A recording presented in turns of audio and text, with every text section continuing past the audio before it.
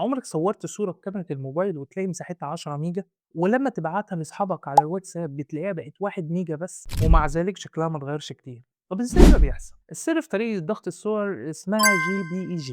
الطريقة دي بتلعب على نقطة ضعف في عينينا احنا كبشر. الكمبيوتر بيشوف الصورة على شكل ملايين المربعات الصغيرة اللي هي البكسلز، وكل بكسل ليها درجة لون معينة. يعني انت لو صورت السماء بجودة عالية، الكمبيوتر ممكن يسجل 50,000 درجة من اللون الأزرق، بس عينك أنت صعب إنها تفرق بين كل الدرجات دي كلها. خوارزمية الGPG بتقدر تعمل جرد للألوان اللي في الصورة، وتشوف الألوان اللي هم قريبين من بعض جدا وتوحدهم في لون واحد. طبعا بترمي البيانات الزيادة دي في الزبالة. يعني بدل ما الصورة بتكون حافظة 50,000 لون أزرق، تقنية الGPG بتحفظ مثلا 100 لون بس، اللي هي درجة اللون الأزرق. طبعا النتيجة إن مساحة الصورة بتقل جدا، وعينك ما بتحسش بأي فرق، لأن البيانات اللي اترمت دي أصلًا أنت ما كنتش ملاحظها أوي، ولكن أنت لو ضغطت الصورة زيادة عن اللزوم هتلاقي بقت مربعات وبكسلت منك. المهم أنت لو عاوز محتوى زي ده فأنت لازم تتابعني.